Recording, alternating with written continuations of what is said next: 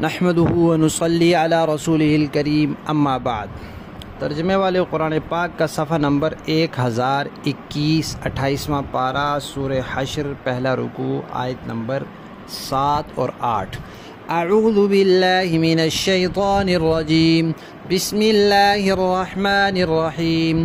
ما افاء اللہ علی رسولہ من اہل القری فللہ وللرسول ولذی القربى والیتامی والمساکین وابن السبیل کی لا یکون دولة بین الاغنیاء منکم وما آتاكم الرسول فخذوه وما نهاكم عنه فانتهوا واتقوا الله إن الله شديد العقاب للفقراء المهاجرين الذين أخرجوا من ديارهم وأموالهم يبتغون فضلا من الله ورضوانا وينصرون الله ورسوله أولئك هم الصادقون۔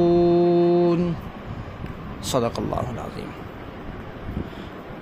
بنو نذیر کے تذکرے کے بعد مال فے کا تذکرہ چل رہا ہے کہ جو مال اللہ تعالیٰ کافروں سے بغیر لڑائی کے مسلمانوں کو دلوا دیں تو وہ مال فے کہلاتا ہے۔ اب اس کے 9 مصارف اللہ تعالیٰ نے یہاں ذکر کیے ہیں کہ 9 جگہیں جہاں وہ خرچ کیا جائے گا۔ سب سے پہلے تو نام ہے اللہ تعالیٰ کا، وہ برکت کے لیے، اللہ تعالیٰ تو مالک ہیں ہر چیز کے۔ دوسرا نام ہے اللہ کے رسول کا کہ اللہ کے رسول اس میں سے اپنی ذات کے لیے بھی جتنا چاہیں خرچ کر سکتے ہیں۔ اور تیسرا ہے رسول کے رشتہ داروں کا، وہ رشتہ دار چاہے مالدار ہی کیوں نہ ہو، رشتہ دار ہونے کی وجہ سے، اور اس زمانے میں جو نبی کے رشتہ دار اکثر نبی کے مخالف تھے، چند رشتہ دار جو ایمان لے آئے، مسلمان ہو گئے، نبوت کو مان لیا، کلمہ پڑھ لیا، تو انہوں نے نبی کی نصرت کی۔ اس نصرت اور مدد کی وجہ سے ان رشتہ داروں کو یہ حق ملا کہ ان کو بھی اس میں سے دیا جائے گا۔ اور اس کے علاوہ یتیموں کو اور مسکینوں کو، یتیم تو جو نابالغ ہوں اور ان کے والدین کا سایہ سر سے اٹھ جائے یا والد کا سایہ، اور مسکین جو ضرورت مند ہے، فقیر اور غریب 2 لفظ بولے جاتے ہیں، تو ضرورت مند ہے اور اس کے پاس اپنی ضرورت کے بقدر مال نہیں ہے، اس کی ضروریات اس سے پوری نہیں ہو رہی، یا تو مال ہے ہی نہیں، یا ہے تو صحیح لیکن ضرورت پوری کرنے کے قابل نہیں ہے، کم ہے۔ وابن سبیل اور مسافر، یعنی سفر میں انسان اگر تنگ دست ہو جائے اور جو مال اس کی ملکیت میں ہے اس تک اس کی رسائی نہ رہے، یہ بھی ہے۔ ویسے تو مالدار ہے، گھر میں ہے مال، دوسری جگہوں پر ہے، سارا کچھ ہے، لیکن سفر میں جس جگہ وہ ہے وہاں کوئی حادثہ ہو گیا، مال چھن گیا، جیب کٹ گئی، کچھ ہو گیا، چوری ہو گیا، اور اس کی اپنے مال تک رسائی نہ رہے، تو پھر اس کو مال فے میں سے بھی دیا جا سکتا ہے۔ آج کل لوگ جو ہے اپنے بینک اکاؤنٹ ہوتے ہیں، کہیں بھی ATM مشین سے نکال سکتے ہیں، موبائل اکاؤنٹ ہوتے ہیں، کہیں سے بھی رقم منگوا کے کسی جگہ سے نکلوا سکتے ہیں، تو ایسی اگر صورت ہو تو اس کی تو اپنے مال تک رسائی ہے۔ یہ حکم جو یہاں بیان ہو رہا ہے یہ اس کے لیے جس کی اپنے مال تک رسائی نہ ہو۔ اس کے بعد اللہ تعالیٰ نے وجہ بیان کی کہ یہ اتنے سارے مصارف اللہ نے کیوں رکھے ہیں کہ مسکینوں کو بھی دو، غریب مسافر کو بھی دو، یتیموں کو بھی دو، اس لیے کہ ایسا نہ ہو کہ مال صرف مالداروں کو ملتا رہے اور پھر مالداروں کے قبضے میں ہی رہے اور انہی کے ہاتھوں میں گردش کرتا رہے، تو امیر سے امیر تر ہوتا رہے اور غریب سے غریب تر ہوتا رہے۔ یہ سرمایہ دارانہ نظام ہے اور یہی سود کا نظام ہے۔ سود کو شریعت نے اسی وجہ سے منع کیا ہے کہ اس میں جو مالدار ہوتا ہے وہ براہ راست پیسے سے پیسہ بناتا ہے، تو اس کا پیسہ زیادہ ہوتا چلا جاتا ہے، اور غریب بیچارے کا خون نچڑتا رہتا ہے۔ مالدار کے پاس ₹1,00,000 ہے، وہ 1,00,000 دیتا ہے اور 1,10,000 لیتا ہے، کام کچھ بھی نہیں، محنت کچھ بھی نہیں، کاروبار کچھ بھی نہیں، تجارت کچھ بھی نہیں، اور غریب بیچارہ خون پسینے کی کمائی ایک کر کے اپنی مجبوری کے لیے قرضہ لیتا ہے اور اس میں بھی 10,000 اضافی بھر کر دیتا ہے، تو اس کا استحصال ہوتا ہے، اس کے ساتھ زیادتی ہوتی ہے، ظلم ہوتا ہے۔ اس لیے اللہ تعالیٰ نے سود سے برکت اٹھا دی ہے اور صدقے خیرات میں برکت رکھ دی ہے، تو تجارت کو حلال کیا ہے اور سود کو حرام کیا ہے، تاکہ جو مالدار ہے وہ 1,00,000 روپیہ قرض دے کر اس پر 10,000 نفع لینے کے بجائے اس کو کاروبار میں لگائے، اپنے پیسوں کا کارخانہ لگائے، تو اس سے وہاں مزدور کام کریں گے، سب کو فائدہ ہوگا۔ تو یہاں بھی اللہ تعالیٰ نے یہ حکمت بیان کی کہ اتنے سارے مصارف اللہ تعالیٰ نے اس لیے رکھے ہیں تاکہ دولت صرف مالداروں کے ہاتھوں میں نہ گردش کرتی رہے۔ اور اس کے بعد ایک ضابطہ بیان کیا کہ بھائی جو اللہ کے رسول تمہیں دیں وہ لے لو، اور جس سے منع کریں اس سے رک جاؤ۔ اب بات تو یہاں مال فیء کی چل رہی ہے کہ جس کو اللہ کے رسول دیں وہ لے لے، اور جس کو نہ دیں وہ بالکل بھی دل میں نہ لائے کہ بھئی مجھے کیوں نہیں دیا، کیونکہ اللہ تعالیٰ نے رسول کو اختیار دیا ہے، اور رسول کے سامنے بہت سی حکمتیں ہوتی ہیں، بہت سے مصلحتیں ہوتی ہیں، ان کی خاطر کسی کو دیں گے کسی کو چھوڑیں گے۔ جیسے یہ اس مال فیء میں سے مہاجرین کو دیا تھا اور انصار میں سے صرف 2 حضرات کو دیا، تو بہت ساری مصلحتیں تھیں اس کی، اور یہ لیکن یہاں عام ضابطہ ہو گیا، ایک جامع ترین آیت بن گئی کہ مال میں جو رسول دیں وہ بھی، احکامات الہیہ میں سے جو رسول دیں وہ بھی، اپنی سنت میں جو رسول تمہیں دیں وہ بھی، اور اپنے بعد کے صحابہ کے لیے جو تمہیں اتباع کا حکم دیں وہ بھی، جو بھی اللہ کے رسول تمہیں دیں وہ لے لو، جس سے منع کریں اس سے رک جاؤ۔ رسول نے منع کیا اللہ کے حکم کی خلاف ورزی سے، اس سے بھی رک جاؤ۔ اپنی سنت کی خلاف ورزی سے، بدعت سے منع کیا، اس سے بھی رک جاؤ۔ اور صحابہ کرام کی مخالفت کرنے سے، ان کے خلاف چلنے سے، ان پر تان تشنیع کرنے سے، خلفائے راشدین کا طریقہ چھوڑنے سے منع کیا، اس سے بھی رک جاؤ۔ اب ایک صاحب کہتے ہیں جی کہ ہمارے لیے اللہ اور اس کے رسول کافی نہیں ہے، ہم صحابہ کی پیروی کیوں کرتے ہیں؟ تو بھائی اس کا جواب یہ ہے، اس لیے کہ اللہ کا حکم ہے، قرآن میں اللہ نے کہا صحابہ کا ایمان جیسا ایمان لے آؤ۔ ویسے تو ہونا یہ کہ صرف قرآن ہی کافی ہے بس، تو نبی کی سنت کیوں ہے اور نبی کیوں ہے؟ اس لیے کہ اللہ نے کہا کہ قرآن بھیج رہا ہوں، اس پر عمل کرنا ہے، لیکن ایسے کرنا ہے جیسے میرے نبی کہیں گے۔ اب نبی نے کہا میری سنت پر عمل کرنا ہے، لیکن ایسے کرنا ہے جیسے میرے خلفائے راشدین کہیں گے، میرے طریقے پر چلنا ہے لیکن ایسے چلنا ہے جیسے میرے صحابہ چلیں گے۔ تو اللہ نے نبی کی طرف بھیج دیا، نبی نے صحابہ کی طرف بھیج دیا، اب قیامت تک دین وہی ہے جو صحابہ کے طریقے پر چل کر ہوگا۔ جو صحابہ کے طریقے کے خلاف ہوگا وہ نہ نبی کو منظور ہے نہ اللہ کو منظور ہے، وہ اپنی مرضی والا دین ہے۔ اگر کوئی سوال کرے کہ صحابہ کی اتباع کیوں کرنی ہے، اس لیے کرنی ہے تاکہ ہم اپنی مرضی نہ کریں۔ اب اللہ تو کہیں قرآن لے لو لیکن رسول کی طریقے پر، تو ایک بندہ کہے نہیں قرآن تو لیتا ہوں لیکن قرآن کے طریقے پر لیتا ہوں، رسول کے طریقے پر نہیں لیتا۔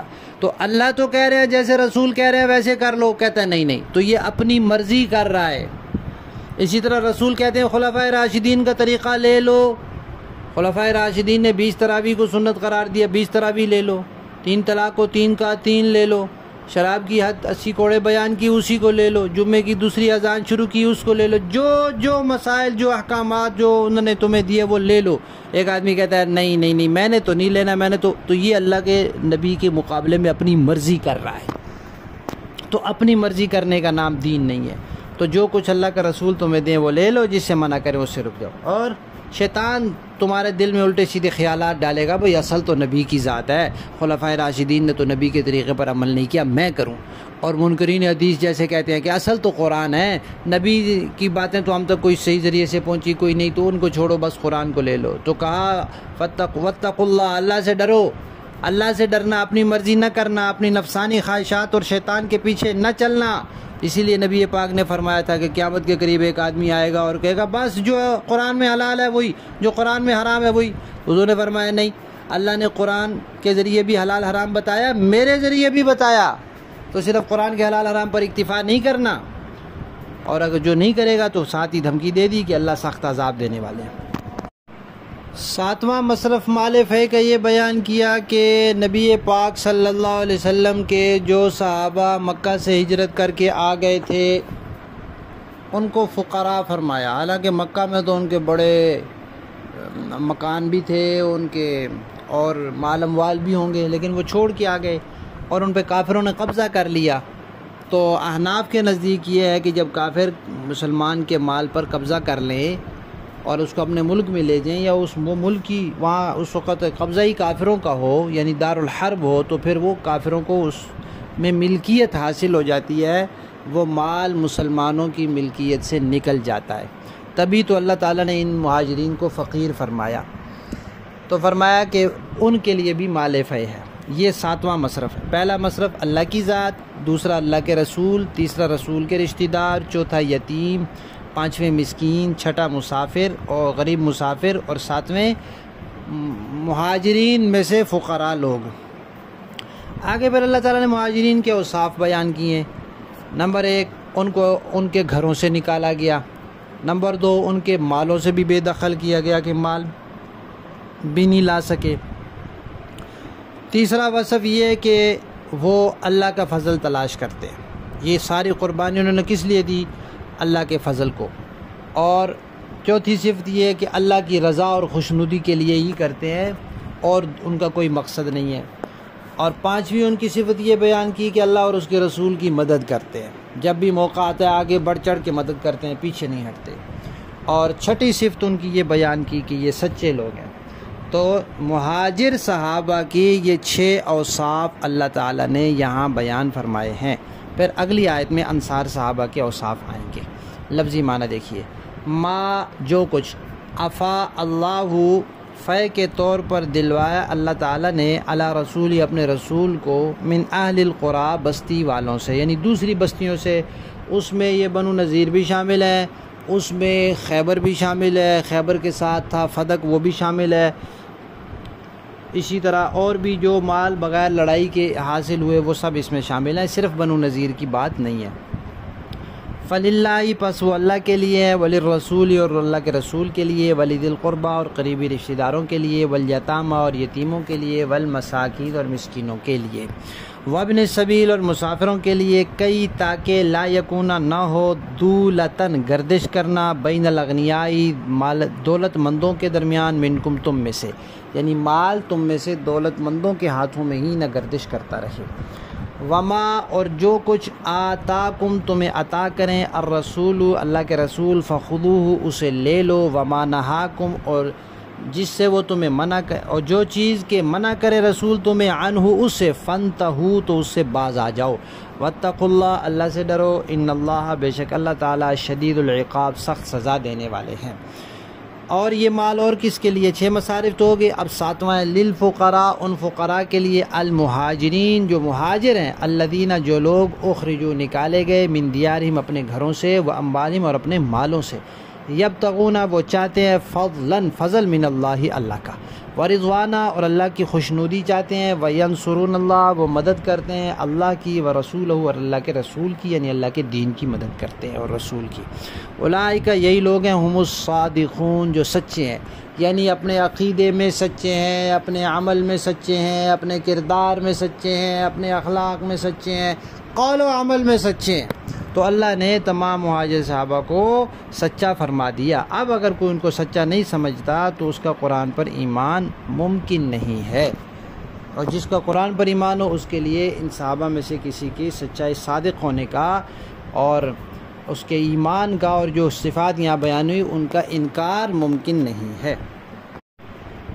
یہاں ایک بات یاد رکھیں کہ روافض نے یہاں جو آیت نمبر 7 ہے اس میں جو لفظ ہے کہ جو رسول تمہیں دیں وہ لے لو، اور بعض دوسرے لوگوں نے بھی ان کی اقتداء میں یہ مسئلہ گھڑا ہے کہ جو کچھ بھی انسان کو دنیا میں مال ملتا ہے وہ اللہ کے رسول دیتے ہیں، یہ بات غلط ہے۔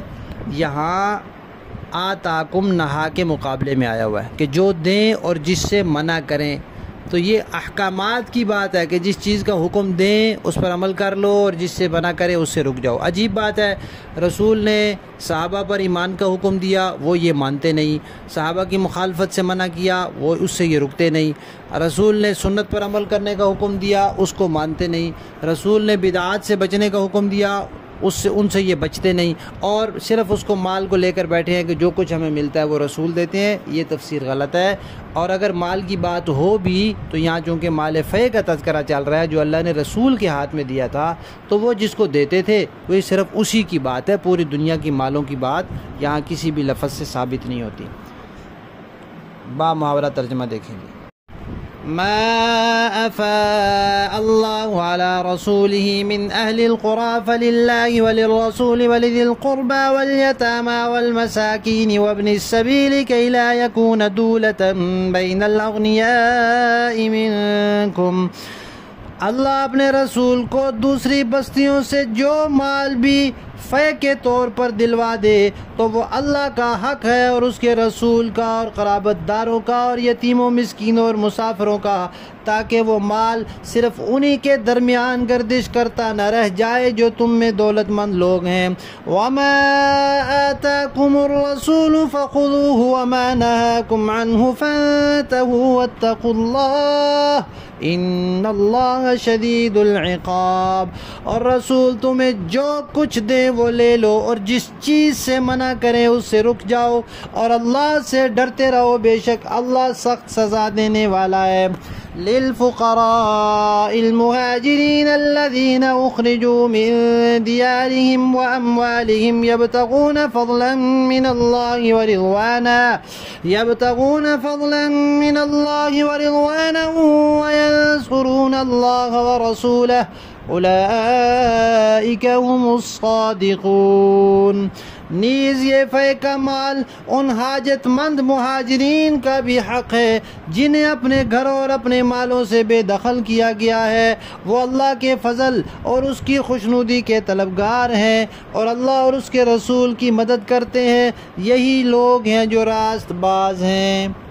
صدق اللہ العظیم.